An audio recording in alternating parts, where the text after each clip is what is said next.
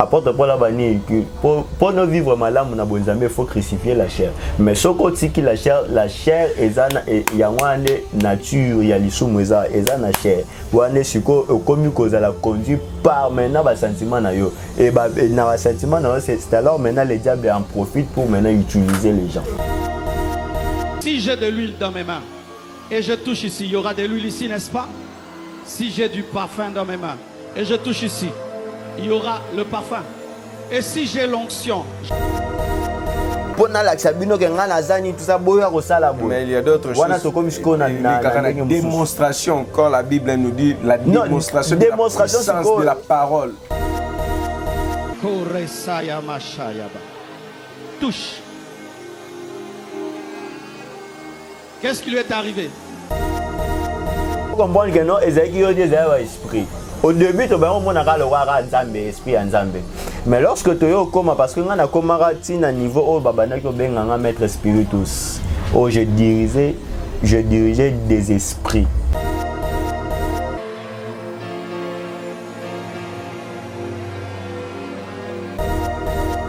Dans la nouvelle alliance, tout m'est permis, mais tout n'est pas utile. Puissance est accompagnée toujours parole. Puissance est accompagnée, même les Simon les Maïsens, promettait que non, lui-même a vu ce que la parole de Dieu donne ou encore fait. A frappé bangon aveuglement, a frappé bangon a bonne, ça la prière ba fléoana. Prière ba fléoana est un problème mais il faut que non. Le pourquoi ba fléoana est qui donné parce que Pharaon ba ne ko endurcir car nzambe moko endurcir mtema ya Pharaon jusqu'à ce que ba fléoana esprit. Lorsque tu as la parole de Dieu est zani. Et ça moto et ça détruire œuvre ya tout ça.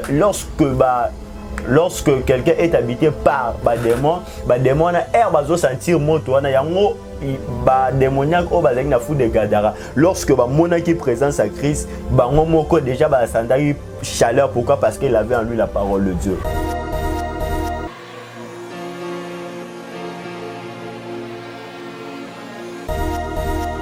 Le corps ou encore la maison qui a été habitée par des mauvais esprits, des démons, démons na bakoza souté à moi ne vous la sauver. Maintenant yo ce que vous savez que non est bon donc cela veut dire quoi? Tous les pasteurs batinda ba moto ba simba ba mopanga se sont animés par des mauvais esprits.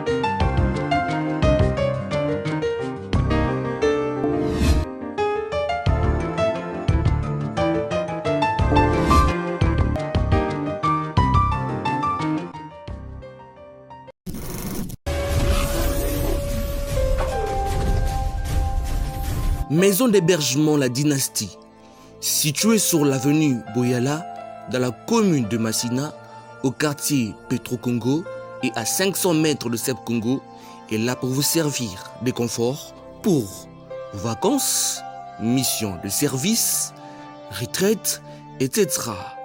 Un seul cadre spacieux et approprié pour vous. Le transport est assuré pour toutes vos courses. Notez bien, tout y est, venez uniquement avec vos bagages. Contactez-nous au plus 243 85 87 60 383. Bienvenue chez La Dynastie. Shalom peuple de Dieu, partout aux 4 coins du monde, c'est votre humble serviteur le frère Jérès Mokwa. Dans un essai, on connaît bien Bino Mosala Nzambe au mécène chez l'évangéliste Arsène. Ensemble avec l'homme de Dieu, toujours la prière, parce que le tout le monde a la prière. Il y a le lengue mais quel genre de prière nous allons essayer tout ça là?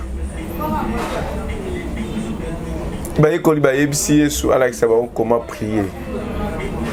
biso bato totikeli esengeli tosambela lolenge nini. Est-ce que c'est un combat?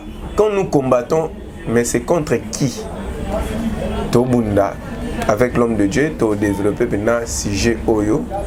Très bien, je dis un grand merci Mutolanda Bisso, c'est votre chaîne Faisons du Bien TV. Tobaga toko bako sala bolamu na babola ba fele ndingo tali biso pe boza bolamu sala biso à travers cette chaîne émission no bolinga mingi la vérité spirituelle. La Bible nous dit vous reconnaissez la vérité et la vérité vous affranchira. Solonde kangolaka, solonde et fongolaka. Je sais que cette émission et que fongola vie ande komoko. Merci na maman you, ma maman chérie, maman Cilia depuis Bakongo na Péchio Bambote, Jenny Bangala, Déborah Le Savou, mes sœurs, je vous aime tant. Toute la famille, quoi, Bambote Bissika Bozali, so dans un même pour mon réalisateur, je demanderai avec tout respect, Bafongole Langana présenté, bino invité Nangai. Bonjour évangéliste Arsène. Bonjour Papa Gérès. Bonne santé. Ah ouais, très bien, Zambazo Salangolu, Tozali. Tozali, nous avons un mois passé. Contre-temps est belé par rapport à l'occupation au Tozanango, étant aussi serviteur de Dieu et aussi étant formateur et d'autres choses aussi que tout ça la vie. Il y a vraiment mon boulot, mais quand même Dieu a fait grâce que tu vas répondre encore à l'invitation. On est toujours en train de rechercher les combats spirituels. C'est quoi les combats spirituels? Mais avant de nous répondre, Toko Tanon la prière. Merci, tendre Père, nous te sommes infiniment reconnaissants. Merci pour ta grâce. Merci pour tes bienfaits. Merci pour cette opportunité que tu nous as donnée, afin que nous puissions parler de ta part. C'est poussé par l'Esprit que les hommes ont parlé de ta part. Laisse que seul ton Esprit puisse nous animer et que nous puissions nous rabaisser et seul ton Esprit puisse être au-dessus de tout. Au nom de Jésus-Christ. Amen. Amen. Voilà, merci beaucoup. Je crois bien par rapport à la prière, le combat spirituel. Le combat spirituel, oh lelo, est très mal interprété dans l'église. Ah bon? Combat spirituel, oh est commis lelo dans l'église, est été oh yo balaki sarabiso et pas apôtre. Pourquoi? Parce que tous assis par le fondement des apôtres. Et ce que les apôtres ont fait, ce n'est pas ce que nous faisons aujourd'hui. Au Togo Mossa Lelo et comme le cola, on a beaucoup plus de distraction. Excusez-moi les termes, les mots, mais on a une minute sur le distraction dans l'église. On a que Togo Misko perdre cible. Il y a une fois comme ça, je parlais de ça dans Facebook. Nakomaka, l'église a perdu le fond, mais elle garde la forme. Par rapport à la bloc, tu commences à aller là. La prière, la combat, tu commences à aller là. En tout cas, il y a une distraction dans l'église, mais sans que tu comprennes que nous, l'autre, il y a une distraction. Comment on a une distraction? Parce que combat spirituel, ce n'est pas Oyoto Salalelo. Même à Tassoro Tangi Ephésiens 6, par rapport à l'armement spirituel, na Oitali combat de la foi, au moins que Sorobi Obanako analysé, n'a bien entendu téléspectateur. Internet na biso ya faisons du bien base la Bible ata il y a un autre barato to za loka ba chrétien béré voilà donc aux Bible aux Ephésiens 6 au bando tanga na tout na verset 11 wana kitaba 18 au moins que bibunde la milieu monionso o apôtre Paul la banda ki oloba ezalaka rien d'autre que la parole de Dieu. Au moins, on tout ça, la parole. La parole. Donc, cela veut dire que combat spirituel, c'est en fait combat OESA par rapport à autorité ou encore par rapport à identité que nous avons été enfants de Dieu. C'est ça le combat spirituel parce que le diable cherche à nous faire douter de l'identité que nous avons été enfants de Dieu. Il y a un homme avoir même atteint na combat na tentation na monter la tentation entre Christ na diable et zaki diable a ko faire douter Christ na identité ou zaki na étant qu'enfant de Dieu. Christ maintenant ayo comprendre étant que ayebi parole de Dieu né abandi ko réprimander aussi par la parole. Si je me pose une question, chrétien ayebi parole de Dieu te mais soit disant lo bakena ke combat spirituel bon ake robunda par rapport ya nini na maloba nini. Pourquoi? Parce que combat spirituel les a kozongi sa maloba. Il y a oyo monza maloba ki. Na ezaki na kamoko na ya mara excusez-moi na fongola ma parenthèse na zo kango rapidement. Maman Moroboué c'est aussi une chrétienne.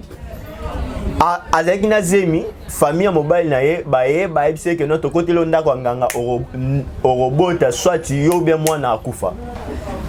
Pasteur na ye aye maman na beteli pasteur li solo ana. Pasteur a prié avec combat o eza makasi. En tout cas na moni pe moko na bino akufa. Na na ki otala maman ana parce que c'est une amie à ma mère. Nakendaki pona tikelo mawe mama tinde ngai abando betelanga bon serviteur tel eloko ekomelanga boye na bisie oza moi nzambe alobi oui. Est-ce que tu vis par la foi? Oui. La Bible est le béni. Oh non, nous sommes devenus une nouvelle créature, des choses ainsi sont passées, il n'y a aucune connaissance pour tout ce qu'ils ont fait. Nabi voilà. Sur oza moi nzambe démon oh nani oh nganga azatana autorité morote sur yo. Ozo prier yebisa bango ba kolongote parce que oza mwana nzambe. Christ abi azo sa nzambe abi que non na onyo soto pesa kinga na perdre ta mon côté sauf le fils de la perdition. Donc yo so oza mwana nzambe donc cela veut dire obomba ni wapi et pas Christ. Donc diable akako zo ni note ozo kende okobota na yo na mwana atam tout monde akufa. Aujourd'hui la fille a 5 ans. À la même âge que tu n'as âge à ministère, aujourd'hui la fille a 5 ans, maman n'a la fille a zali. Donc en fait c'est ça le combat spirituel. Mais lorsque tu vas dire que non, nous connaissons ça que non, na robo mayo, yo poko molenga noko, na ki me pas boye, na sala boye, na kobe les motos. Déjà écoutez ni, ba doute. En fait c'est ça maintenant. Mais combat spirituel, comment le lo la moto et boma ba nini boy wana eza distraction. Et où tu es ba prière à l'agence? Ba prière wana biso awa na Congo mutaye na ngweza mamolangi. Hein? Mutaye na ngweza ministère à combat spirituel ou à CFMC wana mamolangi. Ba ngonde ba tu baye na van wana. Pourquoi? Parce que je rappelle encore que lorsque CFMC bandaki ba bloko na ba combat spirituel, nos églises interdisaient ba bandini ba kende kuna.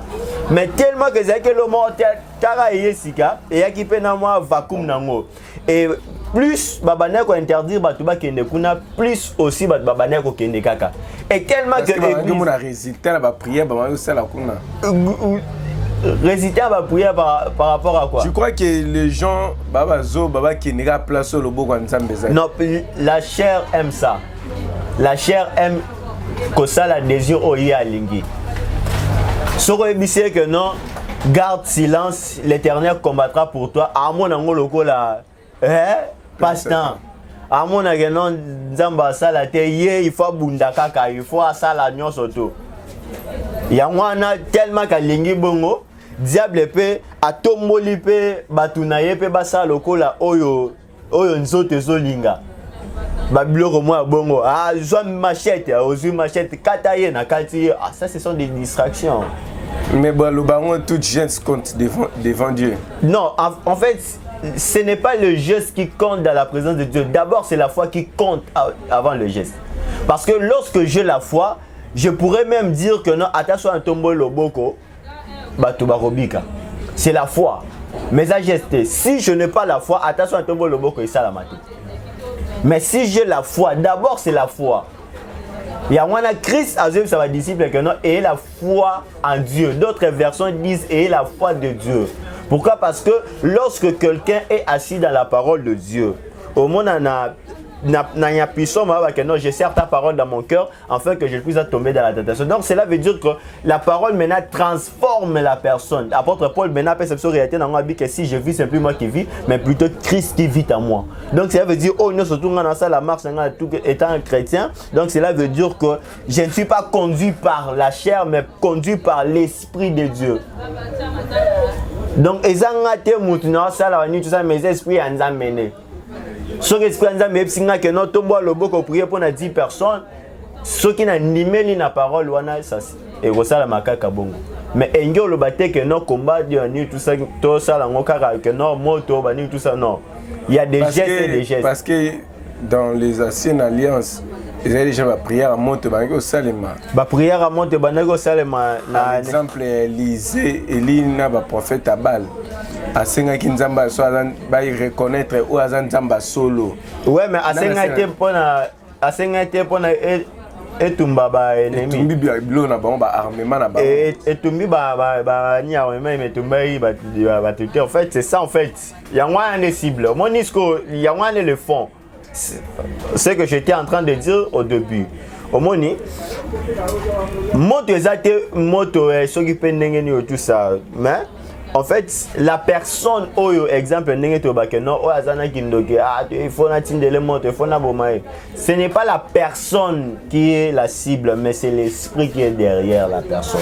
Il y a moins au monde à voir même na Luc. Lorsque ba disciple ba ke kolukela Christ place ba bengani bango ba ye ba sengi Christ keno permettre biso to senga moto uta likolo et tumba bango parce que Élisée a senga ki moto parce que Élisée a senga ki moto et tout consort Christ abinini boyebite esprit nini ezo animé bino car le fils de l'homme a quitté pour na ba ko perdre ba âme mais ba ko gagner pour sauver bango. Pourquoi? Parce que cible est esprit. Donc cela veut dire quoi? Lorsque la personne ôté parole de Dieu, donc cela veut dire quoi? Le corps ou encore la maison qui a été habitée par des mauvais esprits, des démons, démons na bakozala souté à moi ne vous la sauver. Maintenant yo ce que vous senga que non e boma ba nuit donc cela veut dire quoi? Tous les pasteurs ba tinda ba moto ba simba ba mopanga se sont animés par des mauvais esprits. Parce que ce que ça la bon Christ a permettre ba disciples naïe. Et lorsque ce que ça la bon tonga to tanga Bible na nouvelle alliance place ni apôtre azotinda ba to na bobé la moto. Place moroté. Ayez quand ba vent o ezaki accompagné par ba vent et ba new age. Ayez na ba maté o ya ba combat spirituel ya ba moto ba nini na aussi prospérité. Il y a un new age et où t'as aux États-Unis. Il y a un memeli biso sorti il y a évangile wana. Mais ce aux yeux ata bango moko ata so ke na Israël parce que na mona na église ba drapeau Israël ba ça. Mais ce ke kuna oromona ke biloko obiso to sala kuna ba sala ngote. Ezana ba pasteur mususu oyo soki ba voyager bakata ba poto bien ba ke place mususu et dans ba prière mususu ba banako c'est ça ba chrétien na bango le loba kuna ba ça sangote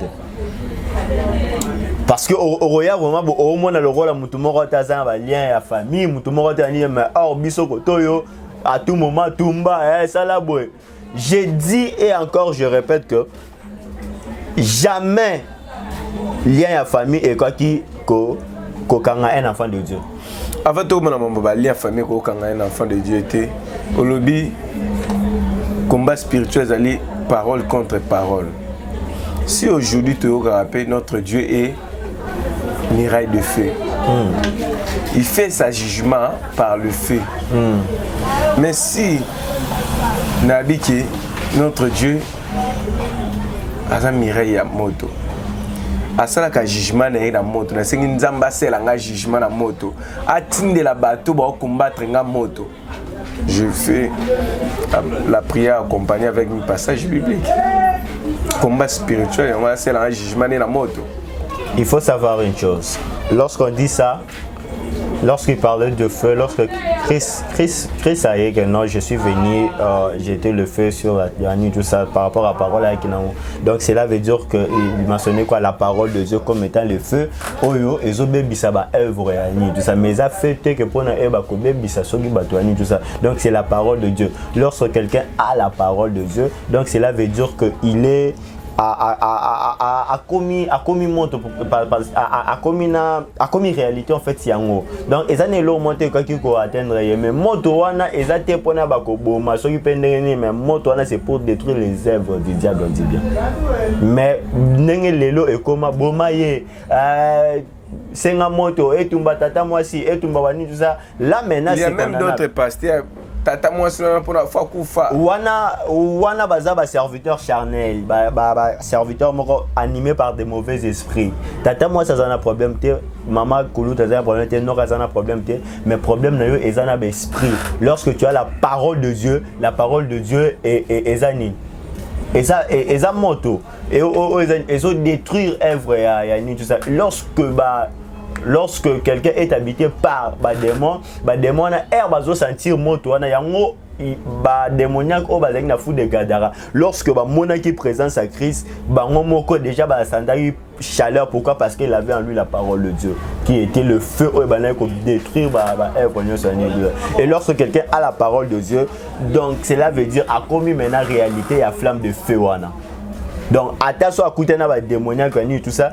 era loba maloba na ye ezobima moto pa ezo détruire et ça que non eba corps wana eba kozala chasser ya wana Christ azo apesi biso mayele nango alors a sali synthèse ya ba commandement abini aimer et aimer son prochain même son ennemi aux recommandations anti-Kelso. Et même vos ennemis et bénissez-les. Pourquoi? Parce que nous les hommes, tout le monde a que non mutunda za ennemi nabiso. Mais ennemi nabiso za mutute, mais ennemi nabiso za diable. Maintenant, lorsque na commis ennemi à mutu, donc cela veut dire na bosani cible na ngai. Na bosani fond, na comment toucher maintenant la forme. Comment fait-il que ce soit ennemi za mutute mais eza esprit eza ko animé mais on voit des témoignages de Kabanke Obima. Akia Loki, Assis Zongi, Abinga Mnalia Tata Mwasnanga Mnalia Mama Leknanga. Comment fait-il au Eb, c'est parce qu'ils ont des démons dirigés pendant qu'il y a encore reconnaître une tasse là qui est locale. Lorsqu'il est en train de parler, ce n'est pas lui qui parle, mais c'est les mauvais esprits qui est en train de parler, ce n'est pas la personne. Parce que lorsque Moutou Azalaka habité par des esprits, Azalaka inconscient. Tout a une inconscience. N'a pas cet exemple lorsque j'étais dans le monde de magie. Lorsque Nazara dans le monde de magie, je crois bien que je passerai dans des missions pour aussi parler de ça, oui. De ça aussi, de mon parcours. Lorsque Tokei, Tokoti, Nzela Wana, Tobana Koyebate, que non, un jour tu vas l'habiter par des esprits. Il peut être un doki. Ngape nazala qui ndoki comme on le dit. Babana kopé c'est la prière. Herboy, ça la prière. Moi je ne fais que de prière. Mais au moins après un temps basé sur que non oloba ke lo romoko boye osala ke lo mo boye tala osala ke lo boko boye ba sala boye tala ngako to lobele nga wani tout ça. Des fois au moins yomoko après kozonga moto moi je n'ai jamais dit ça mais on comprend que non ezaki yo des esprit au début to ba on mona ka le wara nzambe esprit nzambe mais lorsque to yo koma parce que nga na komara tina niveau o babana ko benga nga maître spiritus je dirigeais des esprits o ezaki je pouvais voir une personne na tindelier ba esprit ba dominer ba envoûtement ba envoûté ba ju contrôle na ye et na komi ko salisa mutu wana o nga na lengi yango oto mona lelo na l'église o ezake ba pasteur pasteur ebele ba koma rozwa ba esprit wana ba marque ba numéro wana to ba obenga ngo ba numéro parce que na bana ko pesa ngo na ba ça ba kisa basi ba porte-monnaie magique et tout consort mais nazaki na nzelo sala nzambe na nini wana et bazwaka ba numéro wana lorsque quelqu'un n'a pas la connaissance de la parole de Dieu ou na Jérémie ou encore na Genèse informe et vide ou encore nu na Apocalypse na église à l'Odyssée tu es misérable ni pauvre et tout comme ça c'est alors eza terrain à malamu oyo ya kotinda mena ba esprit parce que tozalaka na deux esprits, esprit ya nzambe na esprit ya diable. So ozana esprit ya nzambe te, cela veut dire ozana esprit ya diable. So ozana esprit ya diable te, ça veut dire ozana esprit ya nzambe. Et là pasteur bazasko machi numéro mo abongo afin que ko introduire na bandimi na bango. Basalo kwa ba disciple na bango, bana na bango. Loro mara dadi, sora lobi oh yo po lobi oh banini tout ça. Aura vérifié ta parole, tout ça. Pourquoi? Parce que tu es déjà envoûté par ces esprits. Il y a oh non, je voyais l'ange, tout ça. Yo boule le roi ange ensemble, yo ah amen et dadi or ya zo le bela sur ba ange de chiwana oh ba c'est la na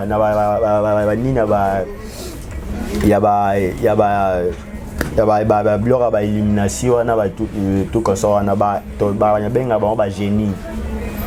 Yo homo na roi bongo et après a eu autorité na a eu domination a dominer yo yango no mona ta na l'église c'est facile pasteur aloba abracadabra et bandimi ba réagir. Pourquoi? Parce que baza déjà sous autorité na par rapport ya monde ya esprit a dominer bango déjà pouvoir na bango et na zaki na autorité mo reza que ceux qui na telemi quel que soit niveau na yo il faut yo kangai.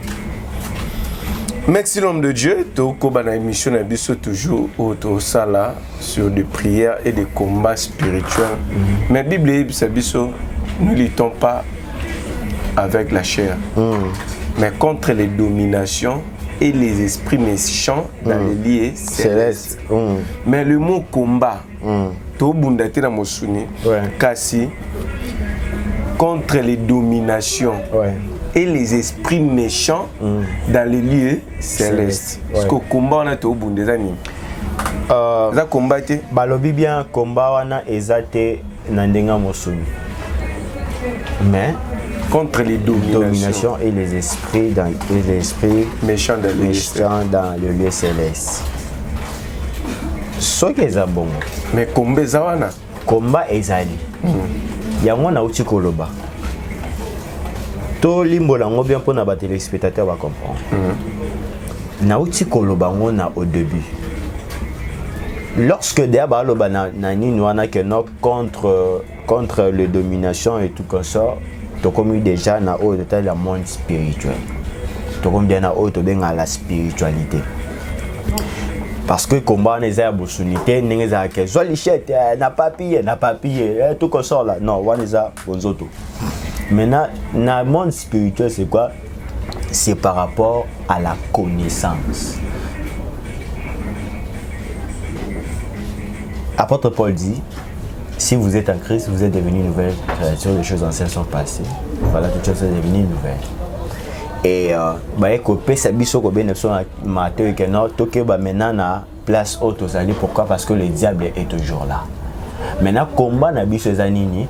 Et ça maintenant combat oyo sorotangi na Matthieu 25. Tout le monde a parabole, il y a 10 vierges. 5 bazalaki folles, 5 bazalaki sages. Il y a sage joane zalaki nini oyo eloko zalaki oyo bana ko rendre ezalaki ko différencier bango ezalaki nini provision ya huile. Ba bazalaki sage bazalaki na huile. Ba bazalaki sage te bazaki na provision ya huile te. Oyo ekomisaki bango te ti na butu na air oyo epu ayaki. C'est en fait ça le combat spirituel. Lorsque tu gardes la parole de Dieu en toi, lorsque oso se laisser te séduire par des paroles du diable, c'est des paroles séductrices du diable. Il y a un Christ a prévenu dans Matthieu 24 que non tout ça la keba na ba prophète et tout comme ça. Pourquoi? Parce que bakoya ko séduire biso na maloba na bango. C'est ça le combat spirituel. Donc, parce que yo tellement que yebi parole de Dieu, autant que non eloko azoloba. Est-ce que eloko azoloba wana na parole te exacte non je ne peux pas croire à ça. Ba chrétien béré. Je ne peux pas croire à ça. Pourquoi? Parce que ce n'est pas parce que eza alliance, eza contrat. Na kati ya contrat wana nzamba pesi nyonso o eza pona bien na yo. Siko yo soki mutayelo parole misusu il faut zonga na contrat non? Ozonga na contrat nga na yeto contrat na biso ezalaka ndenge nini eloko nini tosignaka à 45 ans nini boye na boye. Et maintenant, que moi, je dois vivre quoi? Dans un contrat, que non, toi, garde silence, je commenterai pour toi. Tout. Moi, c'est comme ça, de demeurer dans cette parole. Il y a Koto Sango, c'est ça. Si on a Koto sa parole de Dieu, exactement que non, lorsque la Bible dimanche au télémi, on dit Koto sa parole. Non, respecter la parole de Dieu, c'est lorsque nous la mettrons en pratique. Donc, lorsque on a vivre selon cette parole-là. Attends, que non, regarde, attends, moi, si nayo, ça là, tout ça. Non, je n'ai pas de problème avec lui. Aza Moutou, Aza Am, il faut na linga, na gagné. Mais problème na comprendre que nous ozo luka offert douter na autorité, on a zanango identité na étant qu'enfant de Dieu. Donc le problème est que tu dois gagner comme âme. Il faut gagner. Au gagner âme et qui n'a pas. Donc le problème est que mais gagner cette âme. Gagner cette âme. Ça là que habitation est à la chasser. Démon au bazan habitation na ba cause à la chasser. Mais ceux qui aux autres n'a moto cela veut dire quoi? Osana puissance mais David il y a des églises ça la prière ba psaume David dit défends-moi contre mes adversaires. Tant on ça va prier bon nous va défendre contre comment nous va défendre contre l'adversaire. Mais lorsque Niolo Babongo que non. Bon, d'abord, premièrement, ce n'est pas David. Bon, et là, ce n'est pas David qui se défendait contre les adversaires. Mais Abin défend contre mes adversaires. Donc, cela veut dire qu'à la place, c'est à Dieu. Parce que faut te mettre maintenant foi. Na o nzambazo sala kati na biso. Ba ici exemple ba si papa Jires que non papa Jires noko na yo atinilo maloba bi que non okokufa dans 2 jours.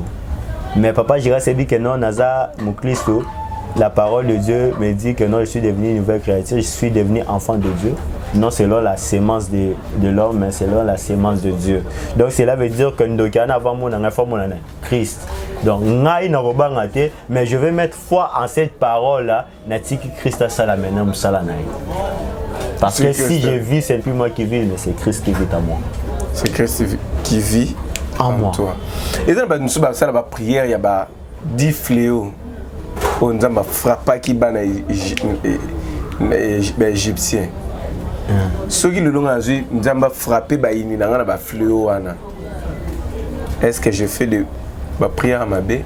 Nous avons frappé la peste, a frappé l'aveuglement, a frappé la bonne. C'est la prière à fléau. La prière à fléau est un problème, mais il faut que non. Le pourquoi la fléau est donné parce que Pharaon a endurci car nous avons Pharaon jusqu'à ce que la fléau et aussi ça parlait beaucoup de choses. Il y a révélation, on ne peut pas maintenant toucher par rapport à temps. Un jour, Toroya kolobela sur la fléau parce que l'Apocalypse peut tout le monde appelle la fléau. Tout ça. Et en fait, c'est ça, la parole de Dieu dit mon peuple périt par manque de connaissance. Donc, yo, belé basuka kana une partie à parole. Que non, Bible lobby, na Psaume 75, dans ba coupe, ni tout ça, yo simbika partie, na ba coupe, ni tout ça, et coupe ya colère nzambe, et ba na ba ennemi nanga et tout consort. Mais au éviter que non, il y a réalité dans nos accomplissements dans nos aussi mais qu'il y a une partie dans nos pézali aux autres compléter encore. L'homme de Dieu, tous ceux qui nous mouké na souka émission na biso mais je demanderai à la régie bâtir la biso image oyo ya Marcelo, le pasteur Marcelo. Donc on a la démonstration la puissance la parole ya Nzambe. Régie, à vous. Si j'ai de l'huile dans mes mains et je touche ici, il y aura de l'huile ici, n'est-ce pas? Si j'ai du parfum dans mes mains et je touche ici, il y aura le parfum. Et si j'ai l'onction, je touche ici, il y aura l'onction. Parce qu'il y a le parfum de l'onction, le parfum de la gloire de Dieu. Je touche. Touche. Qu'est-ce qui lui est arrivé?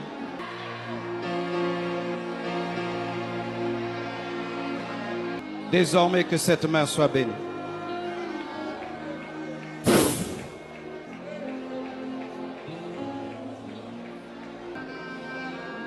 Au nom de Jésus.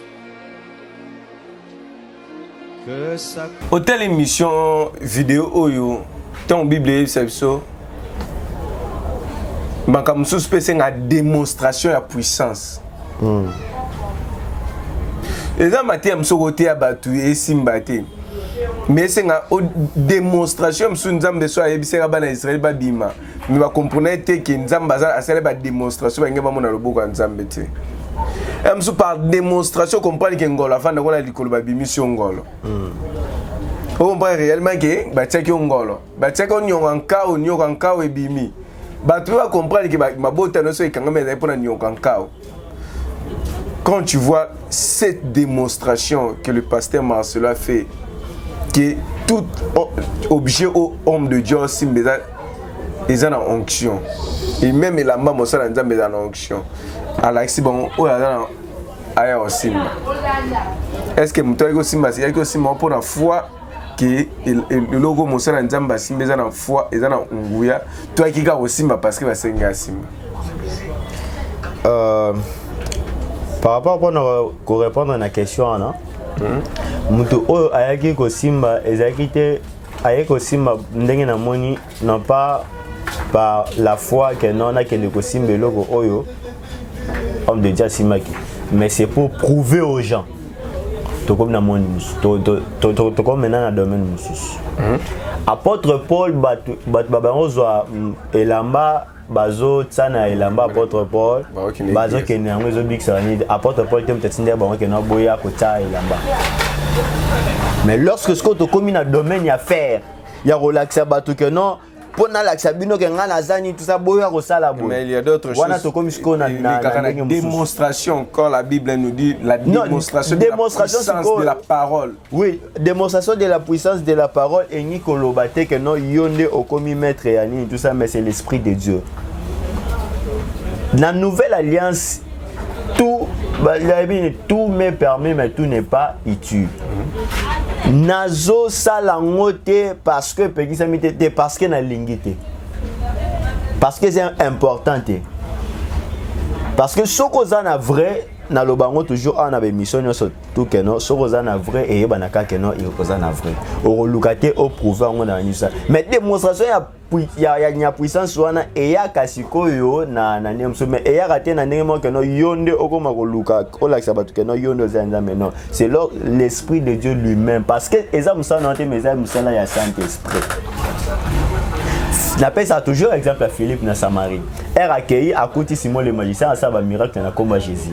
Er accueilli avec une parole démonstration de puissance.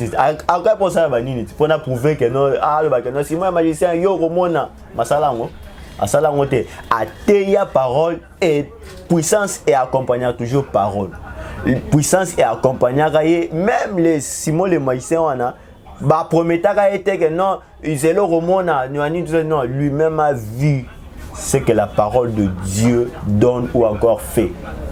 Omoni nakenda mission évangélique moko na Yabandundu tokenda tokutana pena na ba chef coutumier ba comment bino to relaxa bino et tout consort ngai ngena na skala jamais on peut mettre parce que non boya bozo miracle non parce que ce n'est pas moi qui le fais c'est Dieu qui le fait.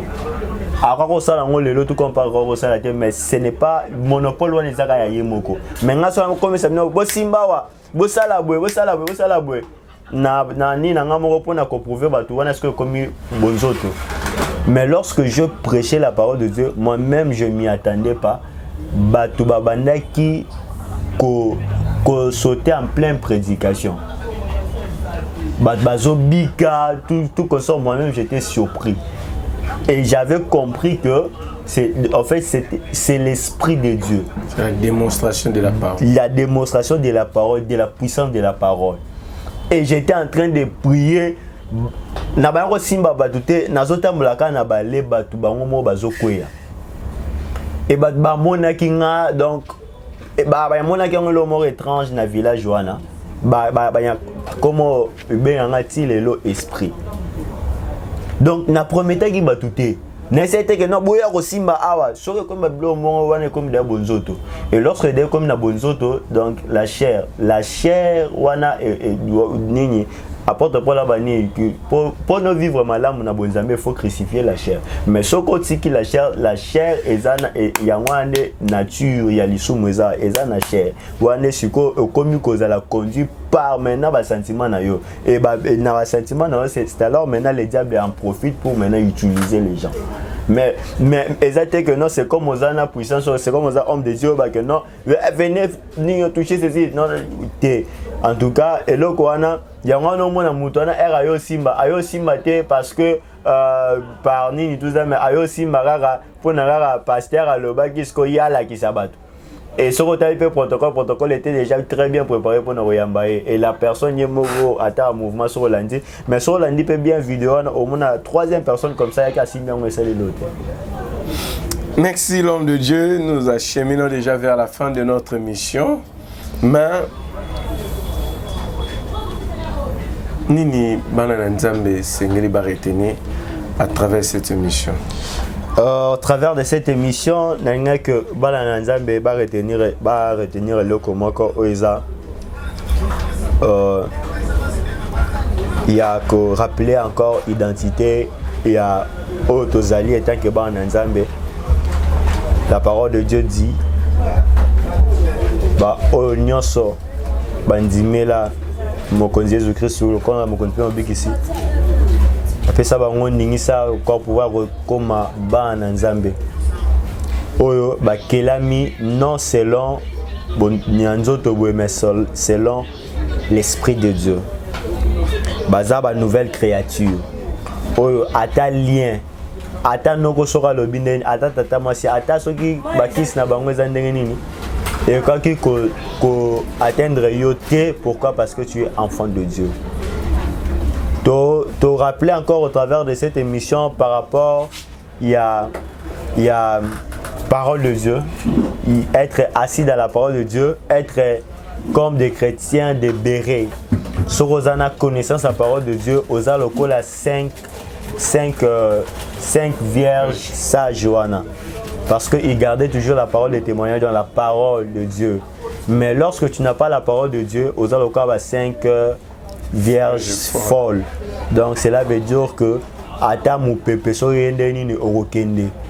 Ozala sauver. Mais lorsque tu as la parole de Dieu, il y a un ce que tu gardes. Et au sein de la battre la nature na yo jusqu'à ce que notre époux, le Seigneur Jésus-Christ, reviendra.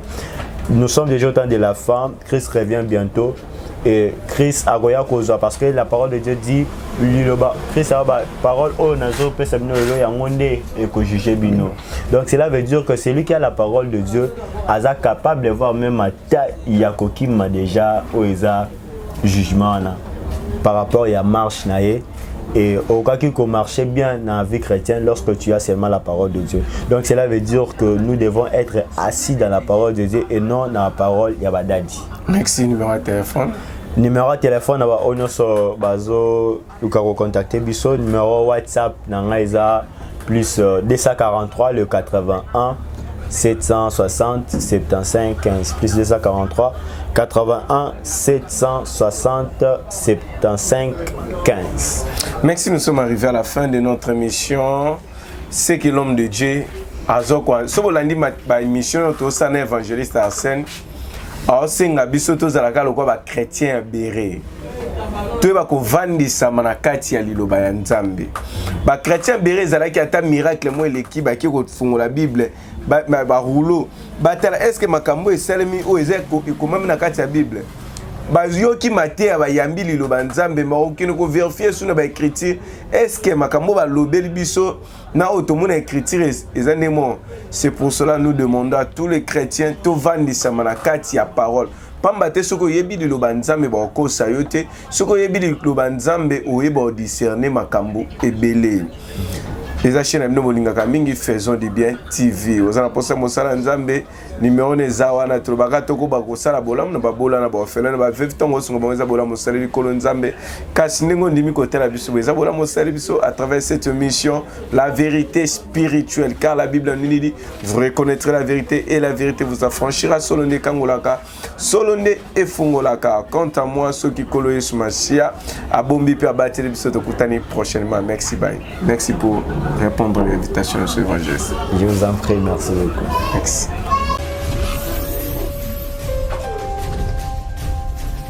Maison d'hébergement La Dynastie, située sur l'avenue Boyala, dans la commune de Massina, au quartier Petro-Congo et à 500 mètres de Seb Congo, est là pour vous servir de confort pour vos vacances, missions de service, retraite, etc.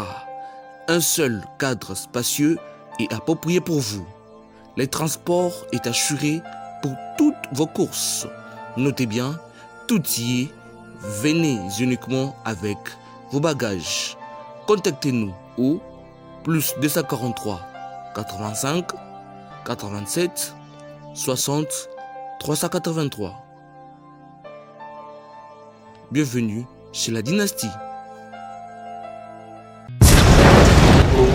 Congo Clean, entreprise et salami pour nous aider dans la climatisation, dans climatisation, il y a mituka, climatisation, il y a restaurant. Pour programme il y a pas climatisation, il y a chambre forte. Congo Clean est pour nous résoudre l'ango. Tout à l'heure pour entretien, réparation, troupé, montage, il y a climatisation à nous. Pour que vous ayez un problème parce que vous avez des techniciens ou des qualifiés. Pour que vous ayez un numéro 089 38 02 531. Dans le Chouchou 089 38 02 531 097 84 81 585. Numéro de biseau, vous allez la boulevard de 30 jours, dans les mêmes écoles ici. Benga, Congo Clean pour la solution.